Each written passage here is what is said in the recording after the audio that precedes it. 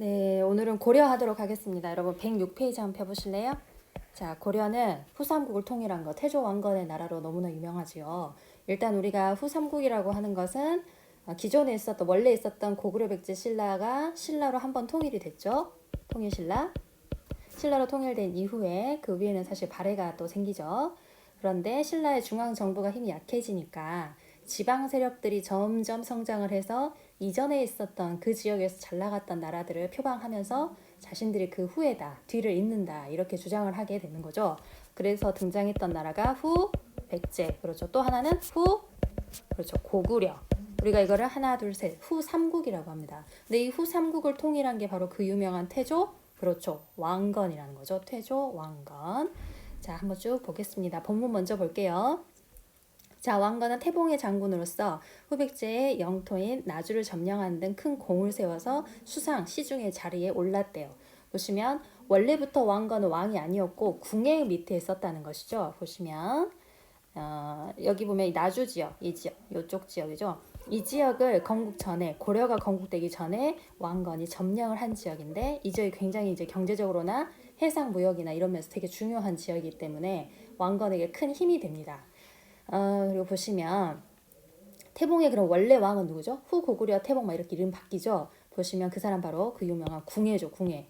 궁예가 이제 이야기했던 게 스스로를 뭐라고 했다고? 그죠? 미륵불. 미륵불은 이전에 이제 신라 말 문화할 때 배웠죠. 미륵신앙이라고 해서 미래의 부처님. 근데 미래의 부처님을 사람들이 기다린다는 거는 현재 지금이 너무나 힘이 든다. 이렇기 때문에 등장하는 게 미륵불인데 궁예가 자기 자신을 스스로 미륵불이라고 말했으니 이제 조금 문제가 있었습니다. 그리고 사람들을 함부로 죽이기도 하죠. 그래서 결국에는 궁예를 몰아내고 사람들이 왕건을 왕으로 추대했다는 거죠. 왕건을 왕으로 추대했다. 자, 왕위에 오른 왕건은 나라 이름을 우리가 아는 뭘로 고쳤어요? 그쵸, 고려. 그때가 바로 몇 년? 918년입니다. 몇 세기라고 할 수 있습니까? 918이니까 앞에 9니까 10세기죠. 10세기에 고려를 건국했다. 왕건이. 자, 그러면 이제 신라하고 후백제의 관계를 자세히 보셔야 됩니다. 여기서 보시면 여러분 많이 이제 힘들어하는 부분인데 후삼국을 통일하기 위해서 고려하고 신라의 관계는 좋습니다. 일단 신라하고 좋은 관계를 맺었는데 후백제하고는 전투를 하는 싸우는 관계예요. 후백제하고 고려는 싸워요. 근데 사실 이제 그냥 소위 말하는 후백제가 좀 더 잘 나가고 힘도 셌는데 언제부터 고려가 이제 앞서기 시작했냐? 그게 바로 그 유명한 고창 전투입니다. 여기 고창 전투 밑줄 한번 가볼게요. 여기 고창 전투 여기 있죠. 여기. 근데 여러분 여기 조금만 위로 올라가 보실래요? 여기 보시면 여기 공산 전투 이야기가 나와요. 신순겸이라는 사람이 공산 전투에서 이제 왕건을 도와줬어요. 그래서 왕건은 옷을 입고 전사를 하게 되죠. 그래서 굉장히 이 전투가 힘들고 어려운 전투였는데 이 전투에서 결국에 고려가 승리하면서 후백제를 누를 수 있게 된 중요한 계기가 된 게 바로 뭐다? 그렇죠. 공산 전투입니다. 여기 보세요. 지도에 공산 전투 한번 확인해 보고 갈게요. 여기 있죠? 그 다음 신라의 마지막 왕입니다. 이거는 이제 상식으로도 알아놔야 됩니다. 신라의 마지막 왕은 경순왕입니다. 이제 공손하고 순하다 이런 뜻으로 이제 지어준 이름이죠. 근데 이 경순왕이 고려가 좀 더 나아가는 것 같으니까 신라를 이제 넘기게 됩니다. 왕건에게 넘기고 그러면 이제 후백제만 남았네요. 그죠? 이제 고려에서 신라 먹었으니까 후백제만 남았는데 견훤하고 이제 아들들이 많았어요. 근데 이 아들들하고 견훤의 사이 때문에 사이가 좋지 않았기 때문에 권력 다툼으로 당연히 자연스럽게 힘이 분산되면서 후백제의 힘이 약해집니다. 결국에는 마지막 전투죠. 1, 2천 전투에서 여기 있어 1, 2천 전투 여기 보이죠? 1, 2천 전투에서 결국에는 후백제가 항복을 하게 되고 삼국을 통일합니다. 후삼국 통일. 그게 몇 년이죠? 그죠? 지금 936년이라고 돼 있네요. 그죠? 나라 고려를 건국한 건 918년이고 후삼국을 통일한 건 936년입니다. 이렇게 따라올까요? 쭉 가볼게요. 여기 개태사도 한번 봐보세요. 한 장 옆으로 가볼까요? 태조 왕건입니다. 여기에서 오른쪽 보시면 청동상이 있죠. 실제로 용산 박물관에 온 적이 있었어요. 지금 이제 북한에 있는데, 근데 이 청동상에서는 머리를 잘 보셔야 합니다. 머리에 뭘 쓰고 있다고요? 여기 밑에 있죠. 통천관.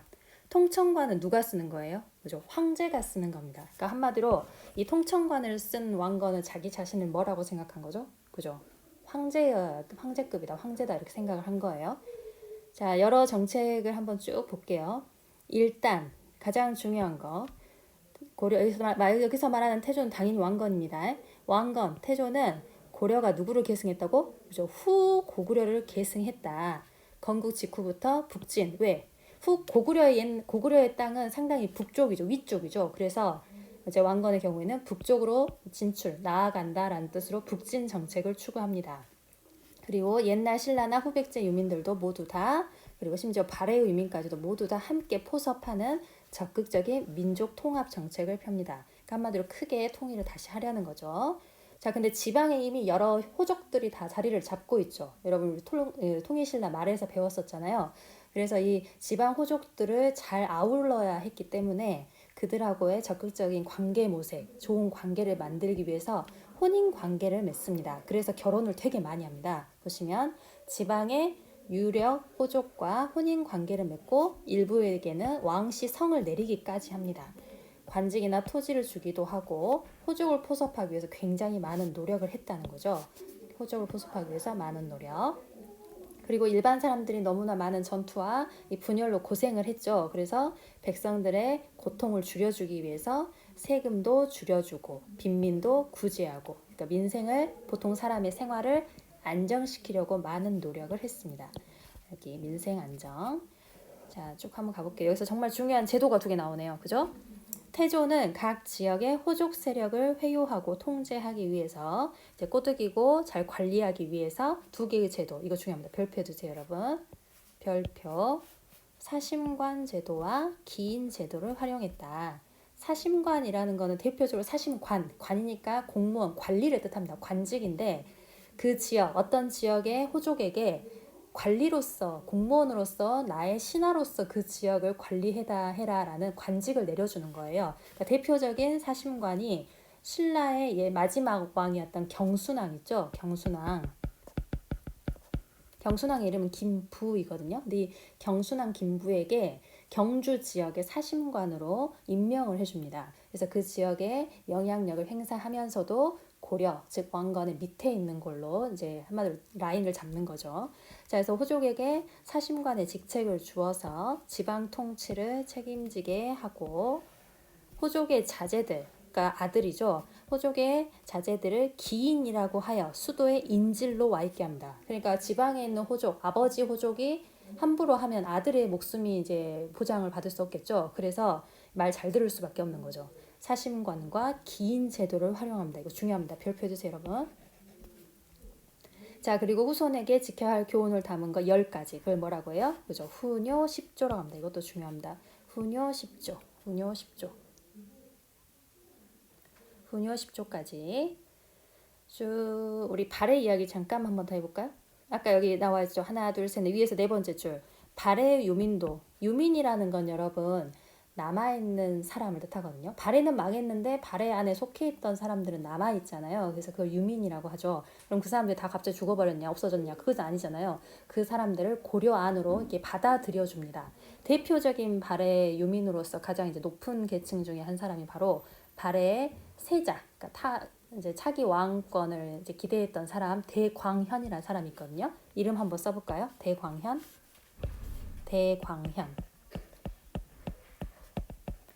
발해 왕자 출신입니다. 이 대광현까지도 고려로 다 받아들여줘요. 그리고 그 사람에게 발해 왕족들을 위한 제사를 지낼 수 있게끔 해주죠. 쭉 가보겠습니다. 맨 밑에 보면 역사탐구는 무조건 중요하겠죠. 당연히. 훈요 10조 한번 볼게요. 훈요 10조. 자, 쭉 읽어보시면 됩니다. 그래서 각각 하나하나 쭉 봐보시고 여기서 보시면 왕건이 되게 중요하게 생각하는 종교가 있습니다. 자, 문제 1번이죠. 불교를 장려하는 것 같다라는 거 내용 한번 찾아볼까요? 한번 읽어보세요. 눈으로. 불교를 되게 중요하게 생각하는 모습을 볼 수 있는 거 당연히 몇 조? 그죠? 1조죠. 불교의 힘으로 나라를 세웠으니까 사찰과 주지를 세우고 불도로 닦으라. 이 말 당연한 거죠. 1조. 그리고 또 그렇죠. 연등회와 팔관회를 성실하게 할 것. 이거 역시 당연히 6조. 당연히 불교 얘기합니다. 1조와 6조. 연등회는 연등하시죠, 여러분. 지금도 부처님 오신 날 기념해서 연등하잖아요. 그 연등회고 팔관회의 경우에는 중요한 산천, 산이나 이런 곳에 제사를 지내는 겁니다. 여기 이제 우리 전통적인 신앙과 불교가 이제 같이 함께 어우러진 모습이 팔관해로 보여지거든요. 근데 이제 문제는 연둥회나 팔관해는 상당히 돈이 많이 듭니다. 그래서 당연히 하기에는 화려하고 왕실의 권위를 세우는 데는 당연히 도움이 돼요. 근데 일단 한 번씩 하고 나면 너무 돈이 막 너무 많이 쓰는 거죠. 그 나중에는 분명히 문제가 되게 돼 있습니다. 그래서 나중에 이걸 좀 비난하게 되고요. 그러면 2번 가볼까요? 북진 정책, 그러니까 위로 나아가라 했죠. 북쪽으로 진출하라 했죠. 북진 정책과 관련된 건 뭐겠어요? 읽어보세요. 그죠? 어디? 4조하고 5조입니다. 자, 일단 4조 한번 봐보실래요?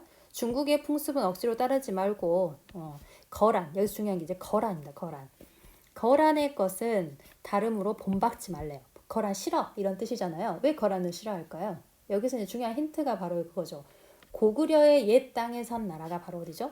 그죠? 발해였잖아요. 근데 발해를 망하게 한 애들이 바로 거란입니다. 그러니까 얘네는 발해가 멸망하는데 이제 역할을 했기 때문에 우리하고 즉 고려하고도 원수다 이렇게 생각을 하는 거죠. 그래서 거란의 풍습도 따르지 말라. 중국도 따라할 필요 없다. 뭐 이런 이야기입니다. 그리고 이제 5조에 보면 서경이라는 거, 서경을 중시하라는 거죠. 이거 역시 지금에 얘기하면 이제 평양 지역인데 이 지역을 중심으로 잡아서 위로 올라갈 수 있게끔 하는 겁니다. 그러니까 나라의 중심지를 밑으로 내리는 것보다는 위로 잡아라 이런 이제 마음을 담고 있는 거죠. 이거를 태조 왕건의 뭐라고? 훈요 10조라고 합니다. 훈요 10조 중요합니다, 여러분. 여기 있죠? 태조 왕건은 국가의 기반과 왕권 안정을 위해서 어쩌고 훈요 10조를 세웠대. 남겼대. 이거 중요합니다. 자, 한 장 넘겨볼게요. 후삼국 통일의 정말 중요합니다. 모든 역사적 사건, 뭐 통일이네, 뭐 전쟁이네 모든 것에 가장 중요한 거는 의와 한계죠. 그래서 여기는 전체적으로 꼭 보셔야 합니다. 어려워요. 자, 좀 봐볼까요? 이전에 있었던 나라, 이전의 시대보다 분명히 무언가가 좋아지고 더 나아져야 됐겠죠, 당연히. 그래서 그 부분을 한번 중심적으로 보시면 됩니다. 정치 참여 세력이 이전보다 더 많아졌대요. 보시면 신라는 골품제를 중심으로 굉장히 폐쇄적인 사회였죠. 차별도 엄청 많이 했습니다. 그러나 고려는 지방에서도 후족 세력이나 새로운 계층들도 당연히 인정을 받을 만한 기회가 생겼다는 거죠. 쭉 읽어보세요. 그리고 민족 통일, 실질적으로 민족을 통일했다 했죠. 옛날 고구려 사람, 옛날 백제 사람, 옛날 신라 사람, 심지어 발해의 유민들, 그리고 발해의 유민들이 끌고 왔던 누구 말갈족들도 다 받아들이는 모습 보시면 여기 나오네요. 발해의 세자 누구? 대광현 쭉 내려가 볼게요. 민족 문화의 토대가 마련이 됐습니다. 보시면 하나만 고집한 게 아니고 유교, 불교, 도교, 풍수, 지리서 다양한 사상이 이제 반영이 돼요. 거기에다가 옛날 고구려, 백제, 신라 문화까지 다 들어와서 다채로운 모습을 보인다. 물론 귀족적인 면이 있어요. 근데 다른 한편으로는 민간 신앙, 거대한 불상 등 독자적인 지방 문화도 발전합니다. 잘 보셔야 됩니다. 특히 이런 자료를 주고 물어보면 이제 고려를 눈치를 채셔야 하거든요. 보시면 이 석조 미륵보살 입상은 굉장히 이제 거대하고 커요. 거대하고 크고 솔직히 말하면 비율이 안 맞아서 좀 모양이 이전에 있었던 통일신라나 이전에 뭐 석탑이나 불상의 모습들에 비교하면 세련되지 않습니다. 좀 더 투박하고 좀 과격한 모습을 보이거든요. 근데 이게 바로 이제 지방 세력들이 자신들의 가지고 있는 경제력을 이제 과시하기 위해서 무조건 좀 크기를 키우다 보니까 이런 일이 발생을 하죠. 그러니까 미적인 면보다는 거대하기를 바라는 거예요. 그래서 고려 사회가 지방이 좀 더 부각이 이전 시대보다 지방 세력들이 좀 더 활발해지고 지방 애들이 중앙으로 진출하고 이런 모습 다양하고 활발한 모습 이전 사회보다 좀 더 개방적인 모습을 볼 수 있는 나라입니다. 넘어가 볼게요. 109쪽입니다. 중요한 왕이 나왔어요, 여러분. 광조입니다. 태조 왕건의 뒤를 이은 왕은 사실은 해종, 정종 있는데 이때는 굉장히 나라가 좀 불안합니다. 왜냐하면 너무 부인이 많았잖아요. 너무나 부인이 많은데다가 부인만 있는 게 아니고 아들들도 많고 그 외가 쪽 친척들, 그러니까 지방 호족 세력들이 서로 이제 싸움하고 세력 다툼을 하다 보니까 당연히 어지럽습니다. 근데 이런 상황에서 즉위를 한 게 그 유명한 광종입니다. 광종 중요해요. 광종은 굉장히 강력한 왕권을 만들기 위해서 노력을 했고 이 사람이 했던 정책은 당연히 보셔야 합니다. 자, 일단 노비안건법이라고 되어 있어요. 엄청 중요해요. 노비가 되는 사람을 잘 됐는지 이게 맞는지 검사한다는 뜻입니다. 즉 호족이 불법으로 억지로 노비로 만들어서 이 사람들을 이제 자신의 재산, 왜냐하면 노비는 재산이거든요. 그러니까 호족의 재산으로 강제로 만들어 버렸을 가능성이 매우 크죠. 그래서 그걸 조사해서 호족이 나쁜 짓을 해서 억지로 노비로 만들었다. 그러면 그 노비는 해방을 시켜버립니다. 그럼 이 말은 호족 입장에서는 자기 재산이 줄어드는 거죠. 그래서 호족을 이제 한마디로 관리를 하는 거죠. 그리고 무슨 죄? 이거 진짜 중요하죠. 과거죄. 이거는 이 당시에 이제 중국 나라였던 후주에서 온 사람 이름이에요. 쌍기라는 사람이 있습니다. 쌍기가 건의를 해요. 그 이제 중국에서는 과거죄라는 걸 한다. 그러니까 우리 그걸 받아들인 게 바로 광종이라는 거죠. 그래서 당연히 시험 내용은 유교적인 내용입니다. 유교적인 학식과 능력에 따라서 관리를 선발합니다. 그래서 이제 집안 물론 이제 지난 통일신라 시대에는 무조건 출신이죠. 진골 무조건 이렇게 잘 태어나 줘야지 정권을 잡고 이제 권력에 이제 다가서는데 고려 이후부터는 과거제라는 자신의 능력, 공부 잘하고 능력이 있으면 관리를 할 수 있는 거죠. 자, 쭉 가볼게요. 게다가 하나 더 있습니다. 광종은 되게 무서운 왕이었거든요. 그래서 피바람이 막 불었어요. 이 사람이 있을 때는 자신에게 좀 이제 위협이 될 만한 공신이나 호족은 많이 죽여버렸습니다. 공신과 호족 세력을 숙청했어요. 그래서 굉장히 무서운 왕이었어요. 자, 성종 볼까요? 그 어떤 나라든 어떤 시대를 막론하고 성자가 붙었다는 건 굉장히 이제 잘했다는 뜻입니다. 되게 노력을 했고 뭔가 많이 했다는 뜻인데 고려의 성종은 뭘 했는지 한번 볼까요? 고려의 성종은 이미 광종 때 열심히 이제 나라 중앙 집권을 위해서 노력을 많이 되어 있는 상태잖아요. 자, 성종은 강화된 왕권을 바탕으로 통치 체제를 정비해 나간 거죠. 근데 이때 썼던 유명한 관리가 있습니다. 최승로. 성종의 경우에는 먼저 이제 관리들한테 요구를 해요. 앞으로 우리 고려가 잘 되려면 어떤 게 필요하겠니? 너희 생각 있으면 제안을 해보겠니? 하면서 글을 써서 올리라고 합니다. 근데 그 중에 성종의 마음에 쏙 들었던 게 바로 최승로가 쓴 글이었다는 거죠. 그게 바로 시무 28조입니다. 최승로의 시무 28조. 그 내용에는 이 밑에 보시면 시무 28조 내용 일부가 되어 있죠. 이따 보고 기본적으로 통치 이념으로는 유교를 씁니다. 그리고 이걸 바탕으로 중앙 집권 체제를 강화해 간다는 거죠. 자, 시무 28조의 일부분. 임금께서 백성의 집집마다 가서 볼 수는 없으니까 임금을 대신한 무엇을 파견하세요. 여기 보면 수령이죠. 그러니까 이 수령이라는 거는 관리를 파견해라. 그러니까 지방에다가 지방 관리를 파견해라 이런 뜻입니다. 그리고 이전에 나왔죠. 왕건에서 나왔던 훈요 10조에 나왔던 연등회와 팔관회는 돈이 많이 든다 했죠. 그러니까 그 얘기를 지적하고 있어요. 연등회와 팔관회를 줄여라. 왜냐하면 돈이 너무 많이 듭니다. 그리고 여기서 보시면은 불교하고 유교의 가치와 쓰임새에 대해서 본인의 생각을 정확히 얘기하고 있어요. 이거 진짜 중요합니다. 여러분 별표해 주세요. 불교를 믿는 거는 자기가 알아서 하는 거래요. 자기의 수용하는 거지. 유교는 나라를 다스리는 거라는 거죠. 그러니까 지금 급한 나라를 다스리는데 유교를 쓰는 거에 신경을 많이 써라 이런 뜻입니다. 중요해요, 여러분. 자, 최승로는 어떤 이유로 내세우며 유교를 통치 이념으로 삼으라고 했냐. 여기 다 답이 있죠, 사실은. 왜? 여기 뭐라고 돼 있어요? 뭐에 대한 근본이라고? 밑줄 한번 그어볼까요? 자, 유교를 행하는 것은 나라를 다스리는 근원이기 때문에 그렇기 때문에 유교를 통치 이념으로 삼아라. 지금 그렇게 얘기하고 있죠. 이게 답이죠, 여러분. 그죠? 그대로 다 답이 있습니다. 최승로는 유교를 행하는 것이 나라를 다스리는 근본이라고 생각하기 때문에 유교를 통치 이념으로 삼자라고 성종에게 건의를 하고 있네요. 그죠? 자, 한번 쭉 올라가서 이거 한번 볼까요? 자, 여기 보시면 광종 이야기 여기 용두사지 철당간이라는 데가 있잖아요. 이 당간이라는 거는 여러분 이 철로 남아있는 이 부분은 대부분의 이제 절에서 나무로 써서 사라지긴 하는데 이제 예전에 절의 경우에는 지금처럼 내비게이션이 있는 게 아니잖아요. 그래서 이제 사람들이 절이 어디 있다더라 하고 이제 그 방향을 향해서 이제 모이겠죠. 그러면 멀리서 보입니다. 이 당간에 이제 깃발 같은 게 이제 날리는 거예요. 그 안에 이제 여기는 무슨 절이다라는 표현이 돼가지고 그러니까 요즘 말로 하면 간판 비슷한 거죠. 간판이나 뭐 이정표랑 비슷한 거예요. 그래서 여기에다 이걸 보고 이제 멀리서도 찾아올 수가 있는 거예요. 근데 이제 대부분의 절은 이 부분, 이 긴 부분이 나무인 경우가 많습니다. 그래서 사라졌겠죠. 근데 이제 이 경우에는 철로 만들었기 때문에 지금도 남아있는 거거든요. 그래서 이 단간의 크기를 보면 절의 규모라는 걸 좀 규모나 크기를 조금 예측해 볼 수가 있어요. 이게 크면 절도 크겠죠, 당연히.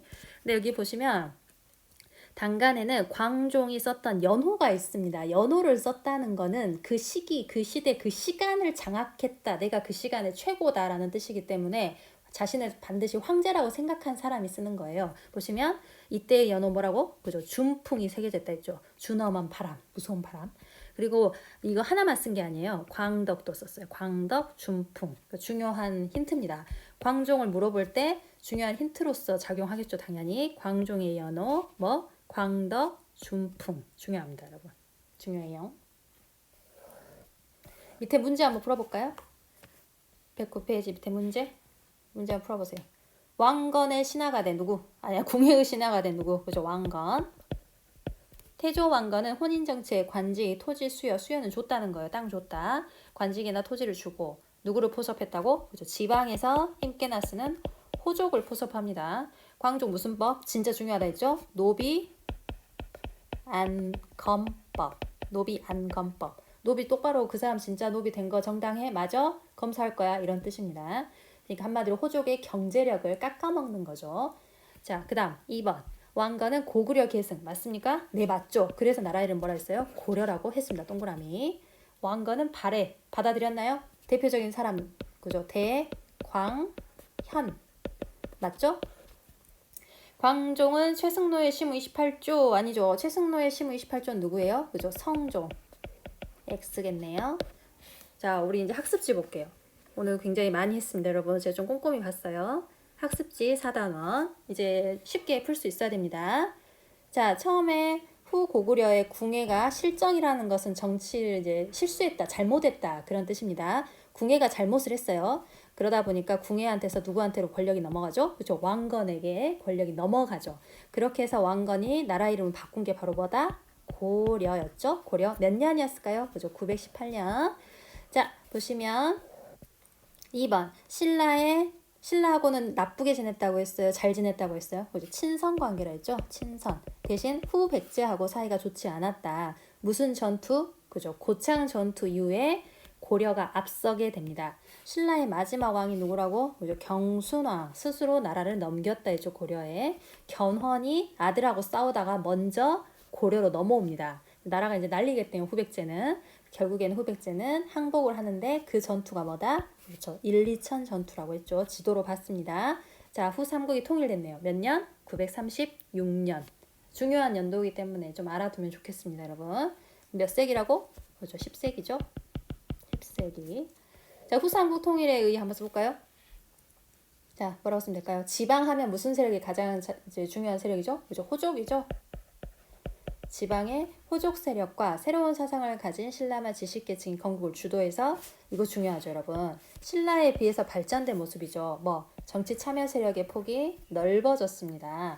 그다음 옛 고구려, 백제, 신라 등 다양한 지방 세력을 지배층으로 포섭했고 심지어는 망한 나라, 어느 나라? 그렇죠. 발해까지도 포섭을 했다는 거죠. 발해의 유민까지도 포섭을 해서 실질적인 민족 통일을 이루었다. 태조의 정책, 왕건의 정책을 보겠네요. 북쪽으로 나아간다. 어느 나라를 계승했다? 그죠? 고구려. 안 어렵죠? 건국 직후부터 북진을 추진을 했고 뭐를 중시했다? 그죠? 5번. 도시 이름이죠. 서경. 그러니까 지금으로 따지면 평양입니다. 서경. 서쪽의 경은 수도 경자예요. 그 서쪽 수도 뭐 이런 뜻입니다. 그리고 발해를 멸망시켰다는 이유로 누구를 싫어해? 그죠? 거란을 싫어합니다. 발해를 멸망시켰기 때문에. 그리고 옛 신라, 후백제, 발해 유민 전부 다 한꺼번에 포용하는 우리가 이거 뭐라 해요? 민족 통합 정책입니다. 민족을 통합시켰다. 뜻만 좀 이해하시면 돼요. 그리고 지방의 호족들도 무조건 내치는 게 아니고 잘 끌어안아 보려고 했다는 거죠. 지방 호족과 혼인 관계를 맺고 일부에게는 자기의 성씨 뭐를 줘? 그렇죠. 왕씨 성을 줍니다. 관직도 주고 땅도 주고 그래서 한마디로 이제 꼬드기는 거죠. 그리고 일반 사람들 살기 좋게 세금도 줄여주고 빈민도 구제해주고 그리고 중요한 거 이거 뭐라 했죠? 사심관 그리고 하나 더 뭐 그죠? 반드시 알아야 됩니다. 기인. 반드시 알아야 됩니다. 사심관, 기인, 별표. 광종하고 성종 나와야겠네요. 그죠? 광종이 왕권을 강화하는 거, 왕권 불안한 상태에서 왕이 됐습니다. 8번, 뭘 실시했다고? 그죠? 노비안검법. 호족이 불법으로 거느리고 있는 거 조사해서 노비를 풀어줘 버리면 호족의 경제력이, 그러니까 한마디로 돈이 이제 줄어드는 거잖아요. 그러니까 이게 굉장히 중요합니다. 호족을 누르기 위해서. 그리고 자신의 말대로 이제 나라를 운영해줄 똑똑한 사람들이 필요하죠. 무슨 제? 그죠? 과거제. 과거제. 근데 이게 당연히 다들 오케이 받아들였겠습니까? 반발한 사람들 있죠. 그럼 어떻게? 죽여버립니다. 숙청. 자, 성종. 성종 중요한 왕이라 했습니다. 성종은 누가 올린 게 굉장히 마음에 들었다고? 그죠? 최승로. 최승로가 올린 시무 28조 내용은 당연히 어떤 걸 정치에 적극 써라? 불교 말고 그죠? 유교를 써라. 불교는 자기를 위한 거 아니냐. 유교는 나라 다스릴 때 필요하다. 그러니까 유교 씁시다. 그랬던 걸 받아들이죠. 자, 그래서 그거에 따라서 불교 행사를 줄이고 각 지방에 뭘 파견하라 했어요? 그죠? 지방의 관리, 수령을 파견해서 백성을 돌보게 해라. 오늘 이 내용 이 시간 안에 소화가 좀 됐으면 좋겠습니다, 여러분. 고생이 많았습니다. 네, 이 다음 시간 거는 귀족사의 형성 가도록 하겠습니다. 감사합니다.